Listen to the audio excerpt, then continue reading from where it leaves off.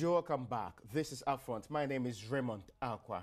Today, we are looking at what's perhaps one of the biggest and most controversial issues in this country. It's to do with two gentlemen we received somewhere some 2 years ago, and our intention was that on compassionate grounds, at least that's what we're told, they needed to be given a safe haven, even if this place is not necessarily so, from what used to be the terrible condition they lived in the Guantanamo Bay. This bay is actually a prison of a sort, which is in Cuba, run by the United States government, where they keep terrorists. And they keep them there because in 2001, the September 11 incident forced the U.S. government to now take terrorism to a different height. So without trial, they could actually, and prosecution, they could actually put some of these people they pick up from across the world who they believe to be terrorists in a prison, somewhat with torture and all of the things that the Human Rights Watch and other human rights groupings have complained about.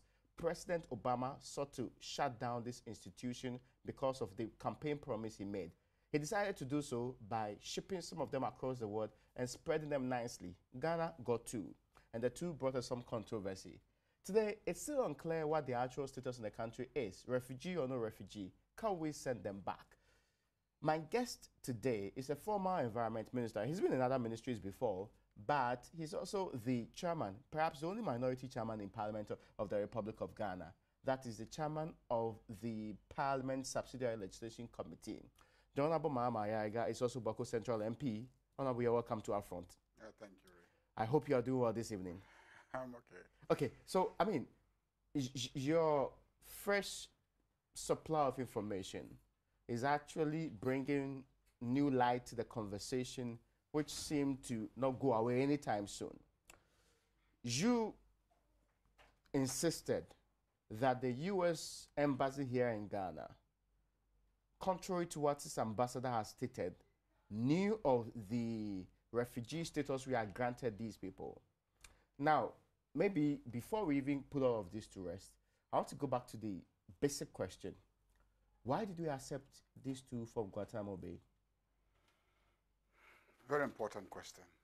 Ghana has always opened its doors to people who are in distress as a result of either civil war or political oppression in their countries. When there was civil war in Liberia, we opened our doors. Many Liberians lived here. Many are still here. Many have gone back. Many have integrated into our society. When there was a similar situation in La Côte d'Ivoire, the same thing. As far back as Nkrumah's days, he would receive people from countries that were suffering from colonial oppression and countries that were going through turmoil, which made those countries unsafe. So it has been part of us as a country that when people's rights are being violated elsewhere in the world, and these are decent people, and they seek refuge here, we normally will grant them refuge. In this particular instance, the facts I think are well known to all of us. America felt threatened by the activities of terrorists, and they went around the world fighting terrorism. Mostly in the Middle East, the Arab countries, and they picked up people, sometimes based on sound suspicion, sometimes just randomly, and they shipped them to Guantanamo Bay. They didn't send them directly to the US, but Guantanamo Bay is an island close to Cuba, which the United States, runs. And they kept them there for years, interrogated them in order to see if they could, get some information that will help them in their fight against terrorism. The world started complaining that this was bad. Americans themselves started complaining. And in their elections that led to the election of Obama, it was a major election issue. And he promised that he will shut down the place. But of course, the problem is that when you arrest somebody, sometimes a very innocent person, you send the person to a place for interrogation, and you subject the person to all sorts of interrogation methods. Some of them are really, clear torture over a very long period of time. Even if the person were not radical and didn't hate you, by virtue of that treatment, the person will definitely naturally develop some dislike for you. So even though they wanted to shut the place down, they also didn't want to keep the people in the United States of America. And at the same time, they couldn't send the people back to their countries, especially where those countries were in a state of civil war. A country like Yemen, where the two who came to Ghana are from, is, as we speak, presently going through a civil war. So they couldn't send them back to their country, and they couldn't keep them also in the United States. So they looked around to see which friendly countries are willing to help with this problem of taking in these people. Ghana offered to assist. And at that time, we had a defense minister, a former defense minister, who was then our ambassador to the US, General Smith. He went and screened several people, about 30, 40 people, and ended up selecting these two based on the records and his assessment that these two people pose no threat whatsoever to our security. The Americans themselves indicated that these two people really, they couldn't establish that they were terrorists.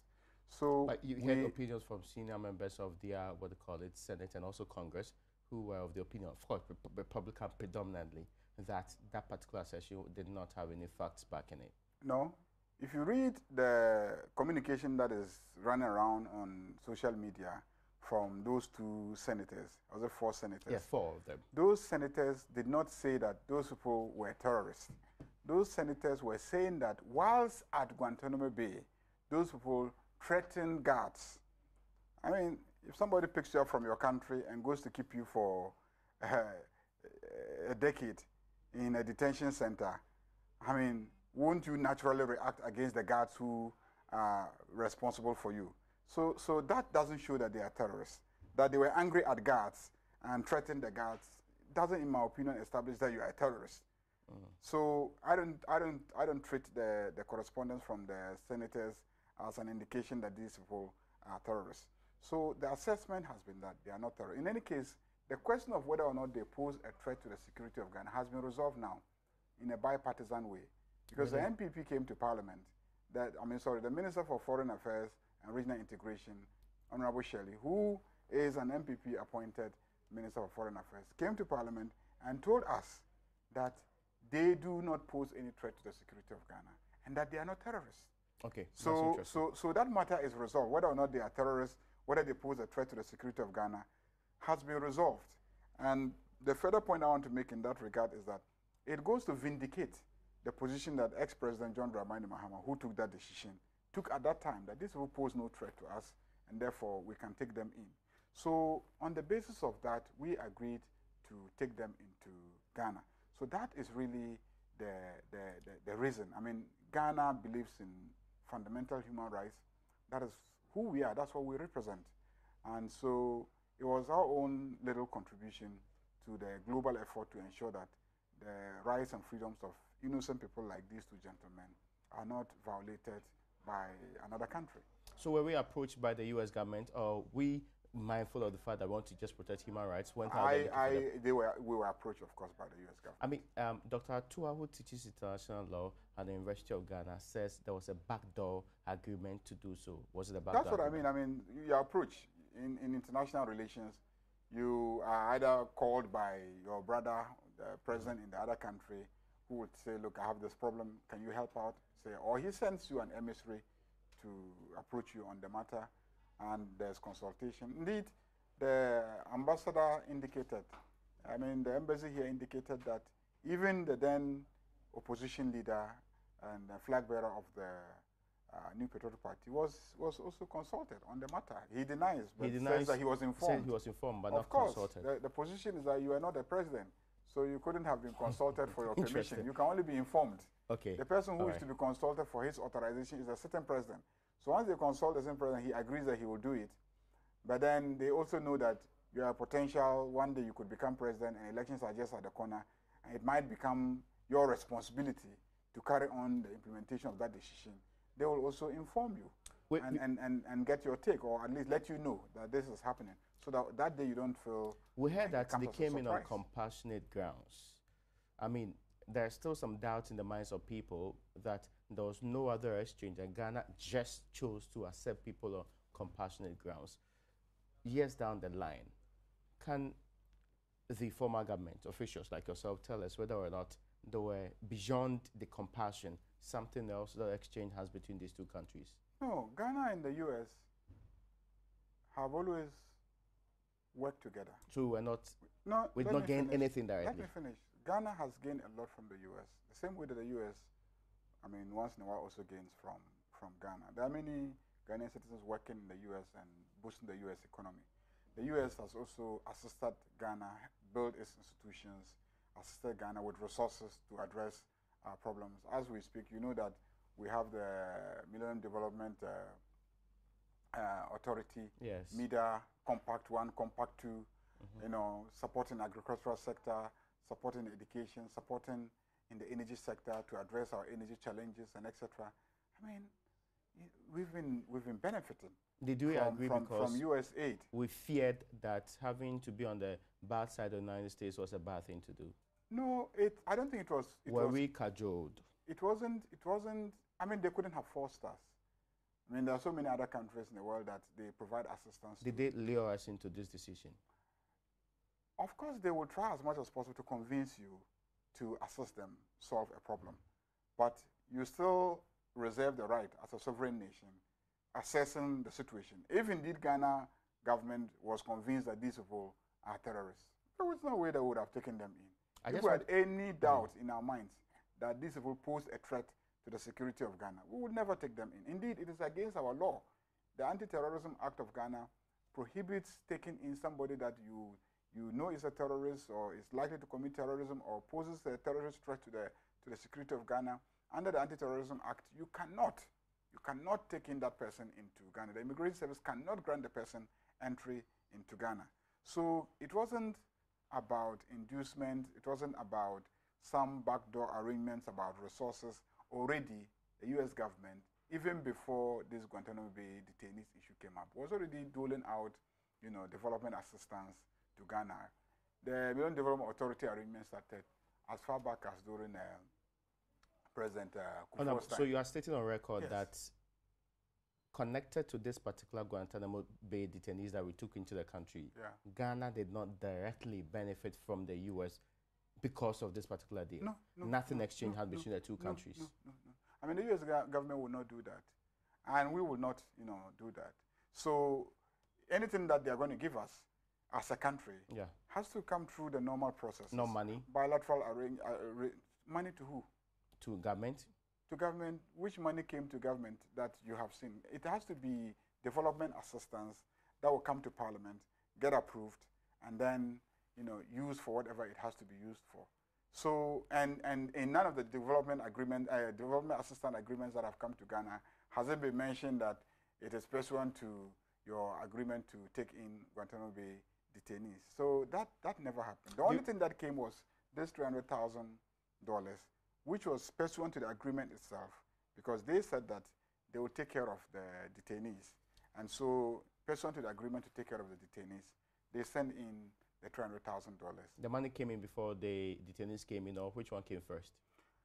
My understanding is that the money came, I think, either with the detainees. I don't know administratively exactly at what point they handed them in, but it was known at the time of the negotiations that this money is coming in to maintain the detainees. We understand that the Interior Ministry then kicked against this particular decision. Is it true? I've seen some correspondence, you know, on social media. Yes.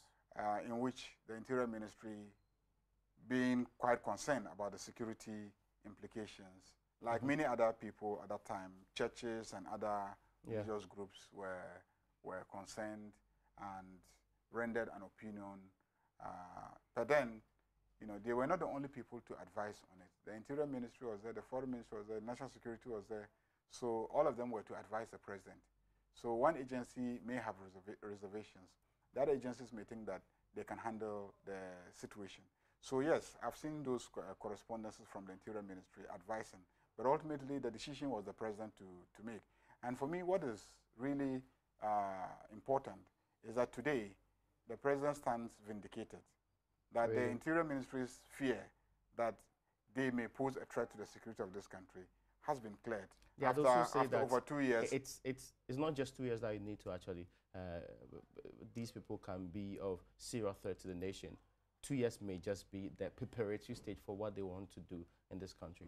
No, the security apparatus that has exercised surveillance over them for the past 2 years, I can assure you, will be able to handle whatever situation. Do you have the caliber of people to do the kind of surveillance that will prevent what, when Germany took in some, what they call it, refugees, they ended up being terrorists along the line? Well, the, I mean, the reference is also made to Belgium and other countries that did so on purely compassionate grounds, but ended up having their fingers bent.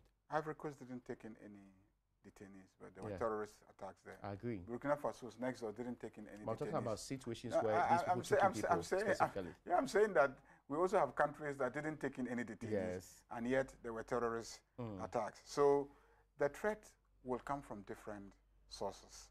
And, you know, you're just looking at just one potential source, if it is a source at all.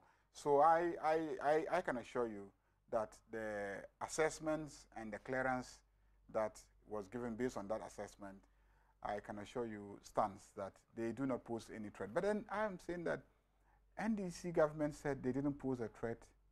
MPP said they were a threat. Today MPPs in government, they have access to the records. They are now overseeing and exercising surveillance over the people. And they have also come to say that they are not a threat. So I'm not saying that the two organizations are the only ones with the legitimate capacity to determine whether or not they are threats. But then they are the only and two. especially when you're in government and you are dealing with Big Brother, United States of America. Yeah, they are you the only measured in how you make your statements no, in this matter. No, but then so also, that's why many see how governments react to this issue. Yeah, but then the reality is that they have not done anything wrong. They haven't behaved in any way that shows that they are threats. There's surveillance on them, and there's nothing that our intelligence agencies have picked up that they are any threat. So I don't think that the issue of whether or not they are a threat is an issue today. It's been resolved. Both parties agree. There's a point, though, about what period specifically between the time they came into the country and the last time we heard of their refugee status. When did they get this refugee status? They got the refugee status, I think, in July 2016. If you recall, they came in, I think, on the 7th or 6th of January 2016. Yeah. And they got their refugee status in July. I think the refugee status was for a period of, I think, 2 years. And that one, too, will expire in July of 2018, in a few months' time. That's when they got the refugee status. So the refugee status was different from the arrangement to bring them into the country? Yes. You see, the arrangement to bring them into the country didn't factor in the laws of Ghana and what should happen when they arrive. The U.S. simply wanted them out of their country to a third country, and Ghana agreed to accept them. And they simply said, okay, we'll assist with their upkeep, but then we want you to commit that you won't allow them to travel outside your country, and want you to also commit that you will exercise surveillance. And then lastly, we want you to also commit to ensure that they're actually free in your country and they're integrated into the society there.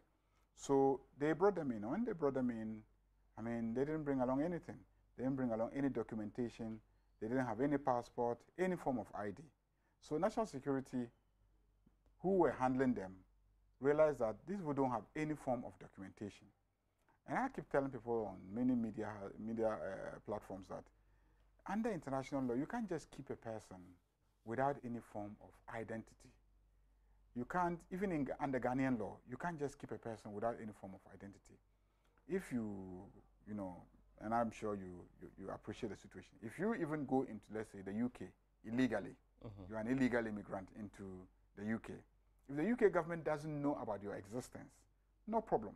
Okay. But immediately the UK government gets to know of your existence, they must fit you into a certain legal identity. They are either allowing you to take up their nationality and become a UK citizen, or they are granting you asylum.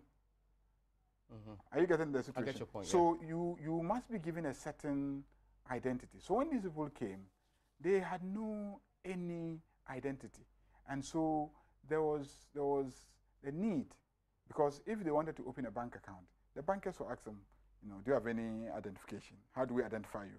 If they wanted to go to a hospital and they want to have their records taken down, the facility will ask them, give us some basic ID. They wanted to register with National Health Insurance, they will ask for ID. So the handlers realized that they couldn't keep them and manage them without some form of ID. So when they analyzed the law, they realized that, oh, we could actually grant them refugee status. So that was when they then processed the application for refugee status for them. But the U.S.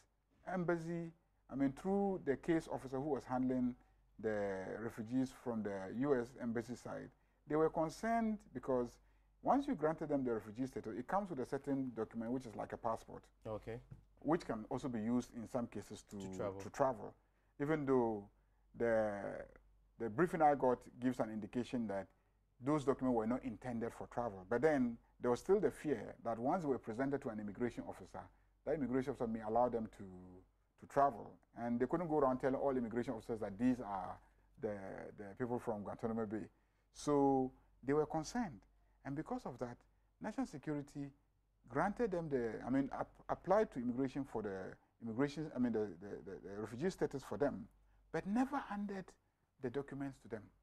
They kept the documents so that anytime the case officer needed to use it to process something for them, he would take it and go and use it and process whatever it is that they needed. So what would they use then if, for example, they couldn't have gotten bank accounts, they couldn't have gotten ATM cards, they couldn't have gotten without having possession of these documents? Yeah, it could be done for them by the case officer. They had handlers. Okay. They had handlers from the national security, and they still have handlers who are still at national security. And all of these people are being paid they were paid out of the $300,000 that the U.S. government had provided. And after the time that NDC left office in January 2017, the total amount that was given was $300,000. At that time, I think the exchange was 3 point something. When they exchanged it, they got 1.165, million. And at the time that NDC left office, January 2017, the national security team who were handling them had used 571,774 Ghana cedis, 90 pesos, close to 50%. And they had left an amount of 595,765 Ghana cedis and then 10 pesos. So, why did they report these accounts to? It's a national security operation. So it's within their operational activities. Sometimes national security, you can't really pry into the details of how they, they use resources. Would the parliamentary committee be in the position to review these accounts? Oh, if it becomes a matter that the parliamentary committee has to look into, clearly I'm sure national security may not mind, giving them access. May, but I don't know what national security, because I don't speak for national security now, and I don't speak for government now, so I can't give you any assurance. I get you. The Refugee Act, the PNDC Law 305D, and also the Refugee Act 1992 recognizes 5 grounds for claiming refugee status. And also this recognized in 1951 UN Refugee Convention, in addition to the general provisions of the OA Convention on the Status of Refugees. Specifically, which of these 5 that's in our laws and also recognized internationally? Mention them. One has to do with that the person, torture. Yes, his life or if your life will be threatened on account of his race, religion, nationality, membership of a particular social groups, and etc. The second one is, I wanted you to mention all of them so that I can show you that indeed these people somehow even fell into almost all of them. You don't know which one? No, all of them. For instance, really? one they couldn't go back. That their life is threatened because of their race, religion, nationality, membership of a particular social group or political opinion. Now, one, nationality. They are nationals of Yemen. There's civil war in Yemen now. You can't send them back there. But they were in Yemen before they were picked to Guantanamo Bay. Yes, they were in Yemen, and then they were picked from there and there are still people in Yemen today. But many people have left Yemen. Those who are able to leave have left. Those who probably just can't leave are staying, but they are staying at the peril of their lives. That's the whole essence of the international regime for refugees. If there is threat to your life and you leave and you go to a third country, another country, they should accept you. So clearly these were people who could not go back to their country because of the situation, they can go if they decide that they want to go. So but then also, is under this the international stated law, reason for which they were given the refugee status, or you think this could be the reason for which they are given the refugee status then? Oh, I mean, it's simple. The situation is that based on the agreement that we had with the U.S. government, we had committed not to send them back to their country. Yeah. And secondly, even if you wanted to send them back to your country, basic international law will say, look, you shouldn't send them back to a country that is in a civil war situation, because you are sending them back to a condition where their life will be threatened. So in terms of qualifying, I don't think that there's a dispute about their eligibility to be refugees. It's interesting. It was the national security operatives that initiated the process of getting the refugee status. Yes. Is that right in law? No, absolutely. Because really? No, because they had undertaken as part of the agreement, which agreement has subsequently been ratified by the Parliament of Ghana. They had committed to the U.S. government not to let them go back to their country. So that was the agreement. Now, these people themselves have not demanded to go back to their country. So they haven't indicated an intention to go back to their country. Indeed, the agreement has expired. And as we speak today, if they decide that they want to leave Ghana, the government of Ghana has no reason to prevent them from leaving Ghana. The U.S. government doesn't care where they go to from here, because the U.S. government said the agreement was for 2 years. Once 2 years expires, they are no longer our responsibility. They become your responsibility, and they become responsible for themselves. They can decide where they want to go, and by that time, we think that whatever threat they pose to us, we would have annihilated that threat. So far as we are concerned, there is really no issue about whether or not they were even eligible for refugee status. The concern here is that, I mean, the status is actually applied for by the individual. Yeah. In this case, this state had to do so for them. Yeah. And I'm saying that there is, example in case law, there's a Nigerian case of a high court case, which includes actually Chastela, when he was being granted some asylum, the former president of Liberia, and the person had been indicted by international tribunal at the time of granting the refugee status. The argument ended in the court, and the court rejected that the Nigerian state couldn't have on their own granted the refugee status to, what they call it, Taylor, without he applying for it.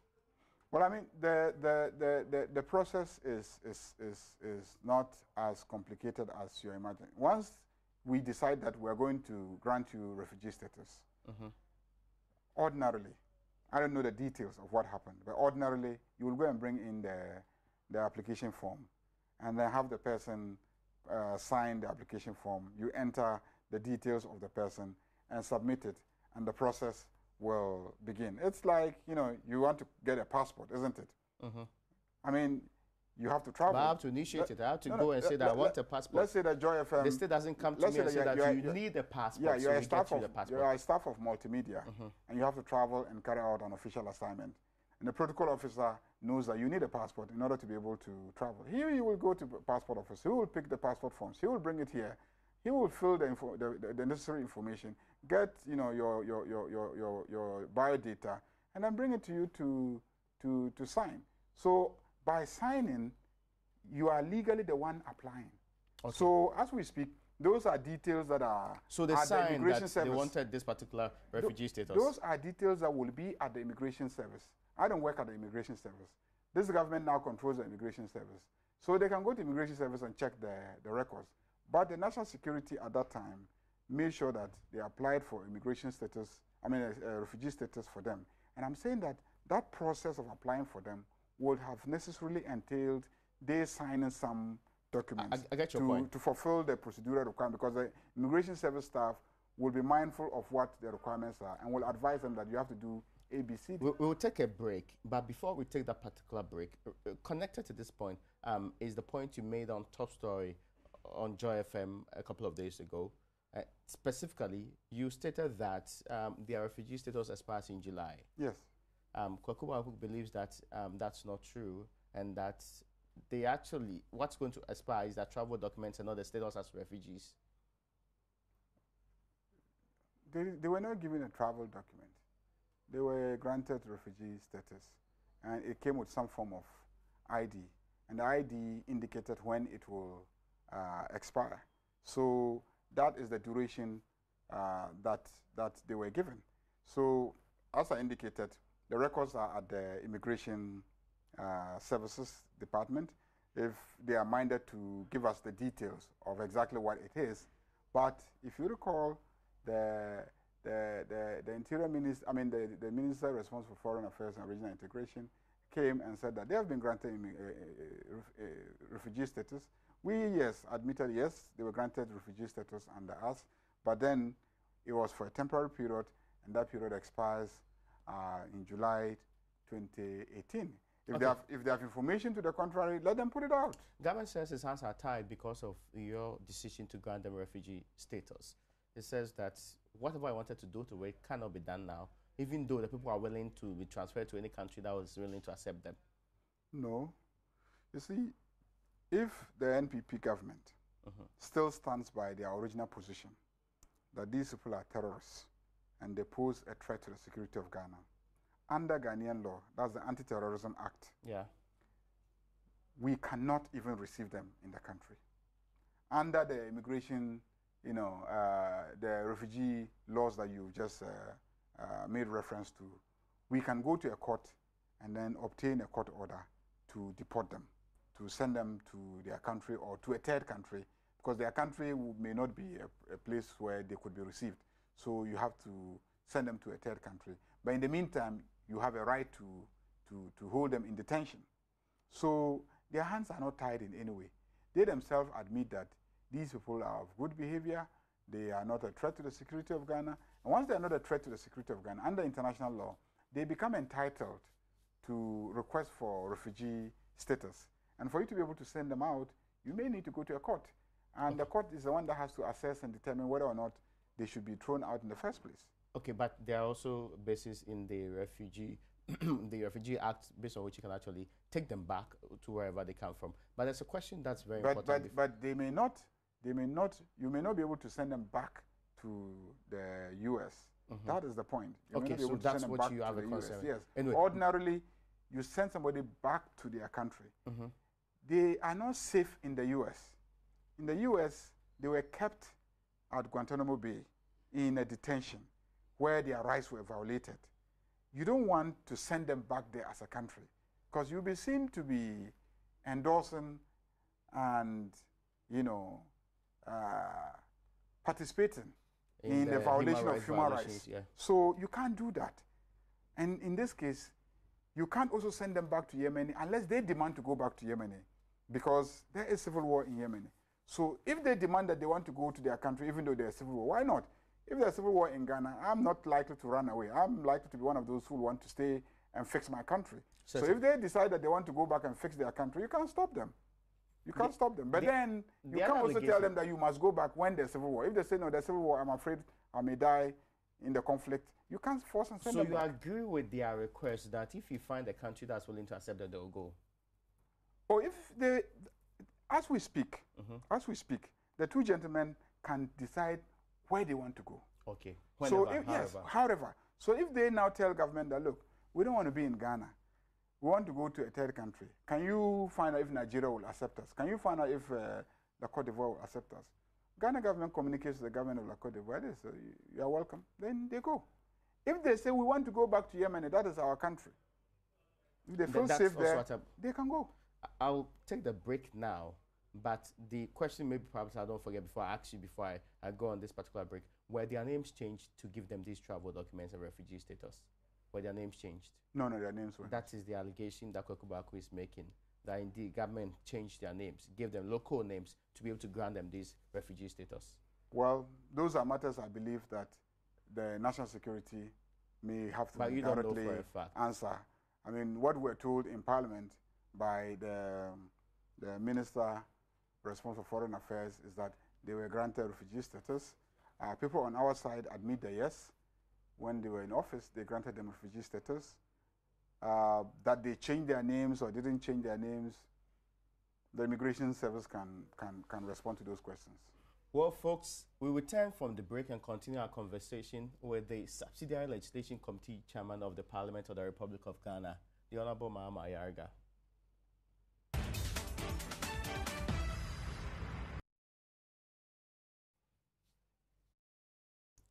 You're welcome back to Our Front. My name is Raymond Akwa. Our conversation today is on a thorny matter that seems to divide the nation at some point in time, but still ongoing as we speak. That is the status of the Guantanamo Bay detainees who are now refugees in the Republic of Ghana. And it's unclear what we want to do with them and what government can or cannot do with these groups in the country. My guest is the Subsidiary Legislation Committee Chairman of Parliament, the Honorable Mahama Ayariga. Honorable, we left off on the note of me asking whether their names were changed. You say that, well... I'm unaware of any names being changed, but as I indicated, the records will be at Immigration Service Department. You can pose the question to them. And there's also the other argument they're a public organization, and therefore they have a duty to answer to you if you call them and ask them. There's also the other argument. There's evidence suggests that they still have their travel documents. It's not been taken away from them in any way. My briefing is that the documents remained at the time that we left office, January 7th.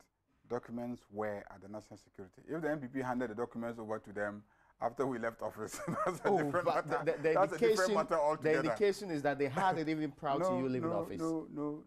Remember that the agreement was that they should not be allowed to travel outside the country. And so it would be the height of, I don't want to use a negative word, but it would not be wise for you to hand them documents that they could use and travel abroad. So the case officer did not give them the documents. Okay. Yes, because that's basic. Your agreement with the U.S. is that don't allow them to travel. Then you do a travel document and hand it to them. What are you telling them? You are telling them to travel.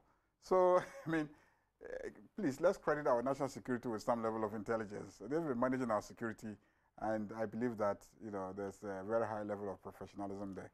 So if they handed the documents over to them after January 7, 2017, that one is a matter that I think the MPP should come and answer for. Is it also but when we were leaving office, the documents had not been given to them.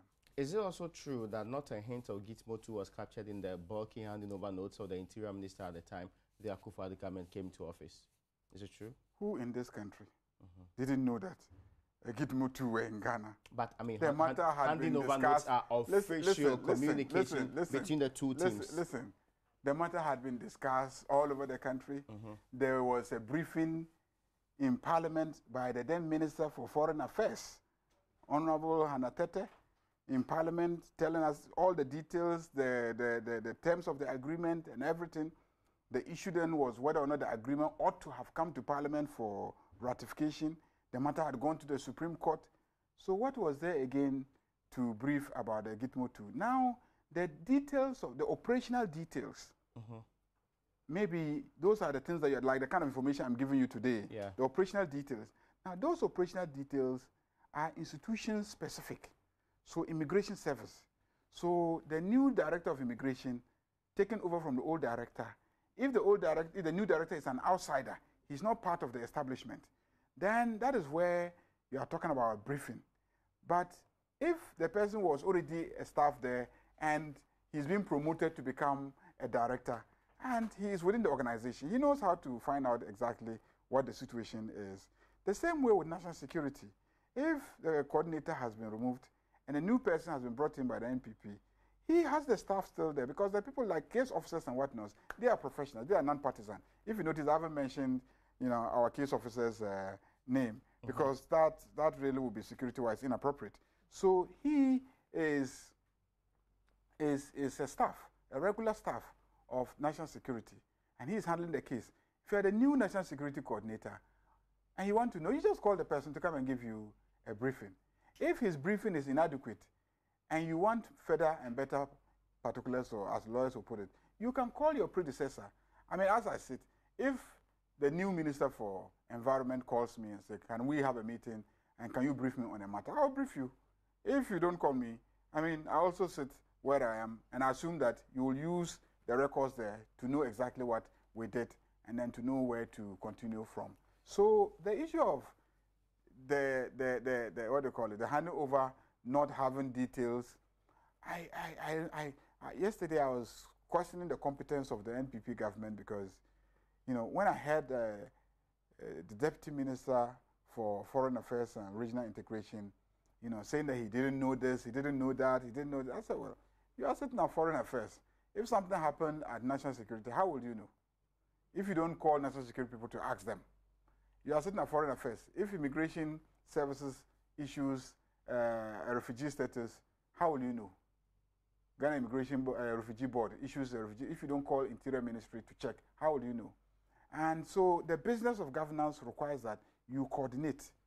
A matter comes before you. You know that the different aspects of that matter are dealt with by different agencies.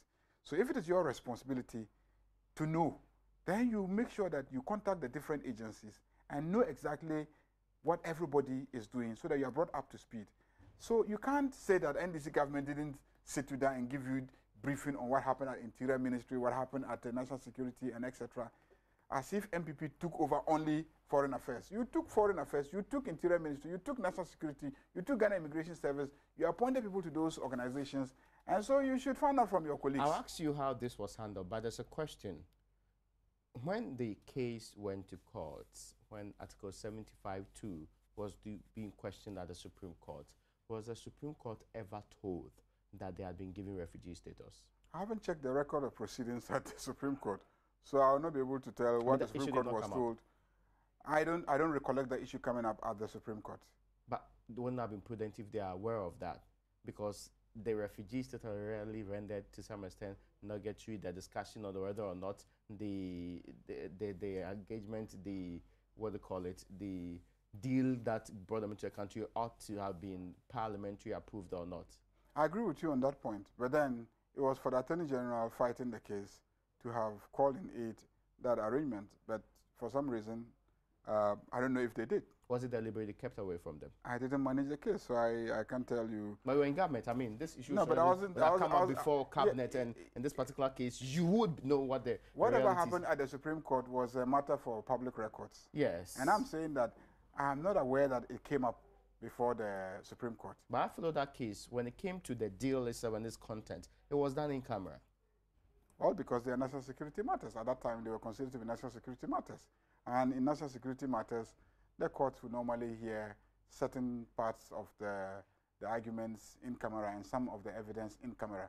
And they may choose to omit certain details in their rulings because they want to protect national security issues. If the NDC government had been in power today, would it have been your decision to keep them here till they want to leave? Oh, even when it wasn't established that they were, I mean, we established that they were not a threat. And the opposition at that time argued, and the public was very concerned. Even at that time, we believed in our judgment that they were not a threat. And that was the basis on which we took them in. And now that even the MPP comes to agree that they are not a threat, then there's really no obstacle to keeping them here. Would that be more appropriate if the rest of us in this republic were told that they had been given refugee status as and when it was done?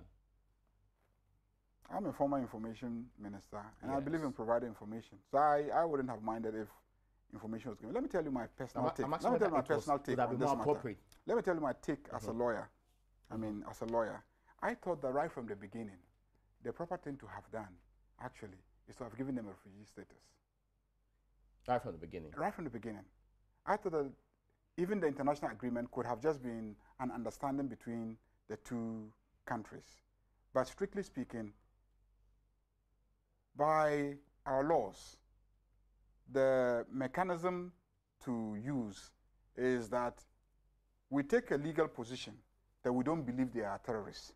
Okay. Once we take a legal position that we don't believe they are terrorists, then they become entitled to apply to our country for refugee status. Could they have done so prior to their coming into the country or immediately upon their arrival?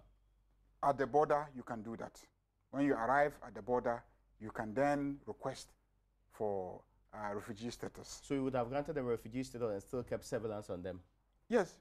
Anybody that you grant refugee status, if you yourself, from the information that the person gives you, believe that the person should be the subject of surveillance, you activate your security system and then you exercise surveillance. Did you have cause to advise the government on what to do in this particular circumstance? I wasn't in the departments where my opinion would have been sought. I was at the Minister of what do you call it, Environment. Yes. And so cabinet. I'm not supposed to disclose cabinet discussions. Yes, but I mean, clearly, I would want to believe that I swear an oath of secrecy. Such an important issue will come up at cabinet. I swear an oath of secrecy. I get your point. Yes. So you never got the opportunity at cabinet to actually tell them this. I swear an oath of secrecy, not to disclose matters that occurred at cabinet. No, I understand you, but my only concern you're asking in this me to violate the law. No, I'm not saying so. You don't seem to understand. You don't seem to fully understand. No, I understand you. No, you don't. I'm actually saying that yes. if you have such a wonderful advice, I'll be violating the law. No, I'm saying that if actually, but we are told of what happens at cabinet all the time. Who tells you? Oh, well, you said there's a decision from cabinet. No. That's related to the public. That is when the president gives you clearance. When you meet at the cabinet and decide that you are going to approve a loan to construct the road from here to Kumasi, government is only too happy to disclose that. And so, as information minister, I used to issue statements on decisions taken at cabinet. Yeah. But you always have to have clearance from the president. President will say, Ariga, yes, after the meeting, can you let the public know that we decided on 1, 2, 3, 4? And you have to make sure you limit yourself to the 1, 2, 3, 4. But this is barely 2 or 3 years ago. I mean, so much water has passed under this bridge. I'm sure the information you are sharing today, we didn't know back then. Your oath of office. I get your point. My only difficulty is that your oath of office extends to when you leave office. I'm saying that your oath of office extends to when you leave office. I get you. But let me quickly join this particular point too, because some have questioned the Mahama administration's handling of all of this issue, the information they put out there, the status of the people that they kept sometimes hidden from the people and sprung surprise on all of us at points in time when it's gone to the Supreme Court and all of that. Do you agree that could have been handled better? Well, I mean, as human beings, there's always a quest for improvement in the way that we manage situations. Don't forget that this was largely a national security operation. And in many cases, when you are dealing with national security issues, it's not everything that you feed the public. Even when you say you granted them refugee status? Listen carefully. National security matters are usually handled in a different way. For instance, you yourself said that the Supreme Court, for most of the proceedings, when it came to the deal itself, when it was submitted by the Attorney General, sat in camera. Yeah. Because even in the Constitution, some documents you may not present publicly for national security considerations. And it's the Supreme Court that determines when or not this is a matter of national security for which the document should not be, tendered under certain circumstances. So national security issues are usually dealt with differently. For instance, there was fear and panic when people got to know that they were in the country. There was fear and panic. I believe some of it legitimate because people had heard of what terrorists had done elsewhere and etc. Some of it, and were gleefully admitted some into our state. Some of it, they were not terrorists. They were not terrorists. And today, this MPP government has come to also confirm that they were not terrorists. I get your point, but but then the point is that because of fear and panic and the disorder that those things can create and the friction that it can create in society, national security will normally handle their issues in a different way. I was information minister. If you had given me the information, my brother, within a matter of minutes, I'll be calling JoyFM and then, giving them everything. But national security wanted to handle it their own way, the way that they thought was best. What really created the problem was the fact that on the US side, they published the information. Yeah. Because that's how their systems are organized. When there's an international agreement, this is how you publish it. So that publication was really what provided the information here that this arraignment had taken place. And of course, it then created the panic here. So perhaps it could be managed differently, but I'm open to advice. How could it have been managed? That you do full disclosure? How do you do it? And that kind of thing. We're all looking for perfection. We're all looking for improvement in the way that we do things. I think that NDC paid a price for that. And the MPP was opportunistic in this regard. Opportunistic because it was one of the factors many believe led to the NDC's defeat. And the MPP was opportunistic because they misled Ghanaians into thinking that we had taken a wrong decision because kept information from the people. And the people believed them and thought that if they voted MPP, the following morning, the GITMO 2 would be flying out of Was Ghana. that indication? I thought that was what Ghanaians were expecting This is the from question the I'm NPP. coming to. Yes. NPP's handling of this particular matter from the time it took over power to this particular time, how has it been? Consistent with the NDC's handling of the matter. Consistent. Really? And I said on the floor of the Parliament that it is clear that NPP and NDC are the same on this issue. Okay. Because they took over and they could have abrogated the agreement. They said, oh, there was an agreement with the US government. If you disagree with it, you abrogate an agreement. If there are consequences, you are ready to pay the price. So the MPP government had every right, every opportunity, because they have the numbers in Parliament, so they could say we are abrogating the agreement. Okay, and remember, not until they realize they were refugees remember that the agreement itself was brought to Parliament by the MPP.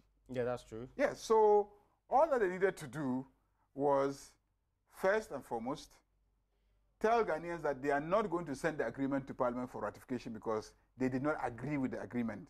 They didn't do that. Gross dishonesty.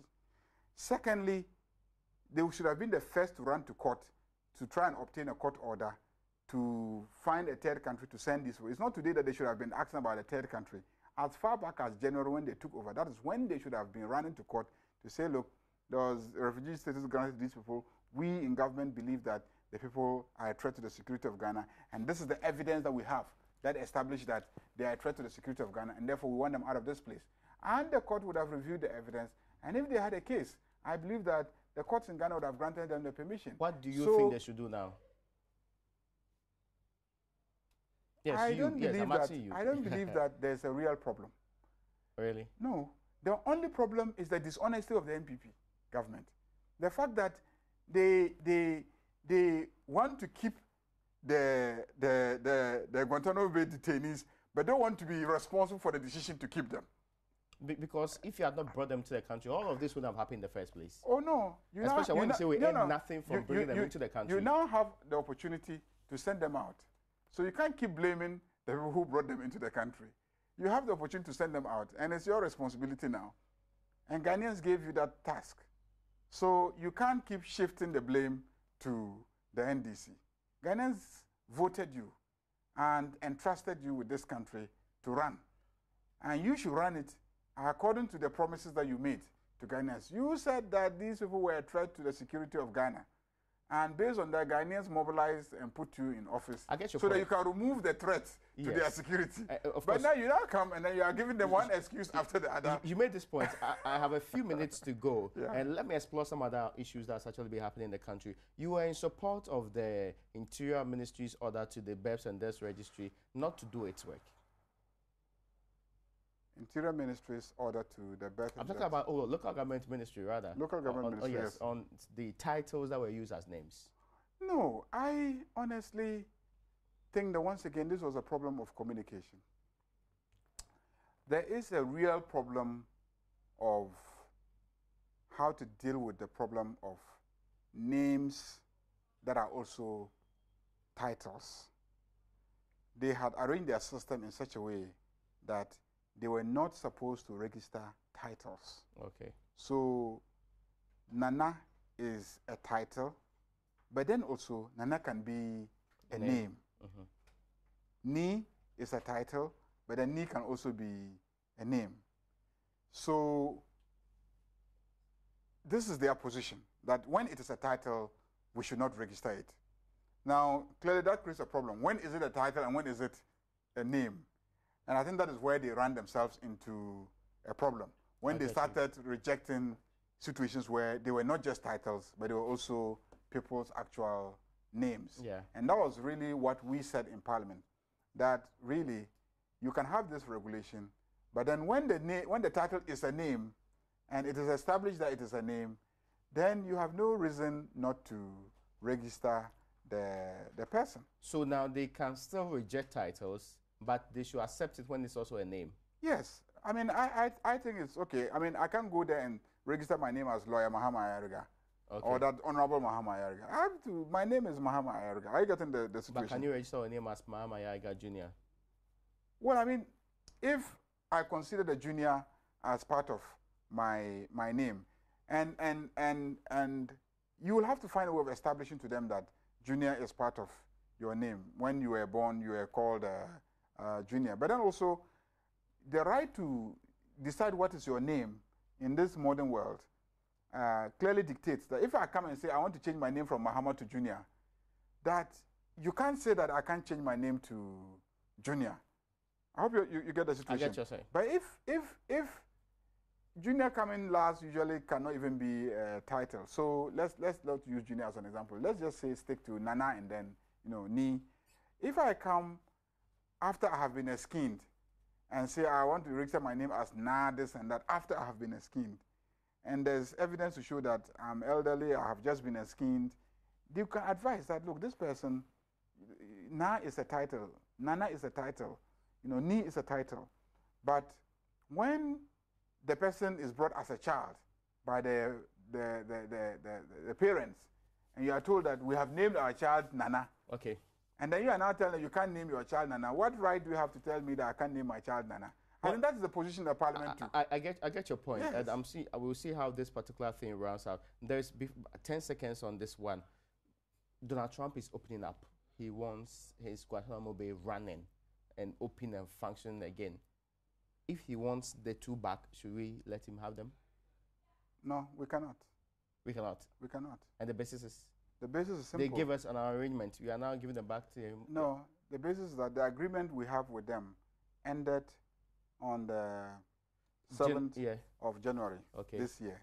So under the agreement, there was no understanding that we were to return them to the U.S. after 7th of January. The agreement was that after 7th of January, those people are free to go wherever they wanted to go. So as we speak, those people are free to go wherever they want to go. Not to go back to Guantanamo Bay. I thank you so much. My time is up and I can actually not continue our conversation today. Many thanks to you for joining us on UpFront today. My guest was the Honorable Mahama Yaga, Chairman of the Subsidiary Legislation Committee of Parliament, Boko Central MP2.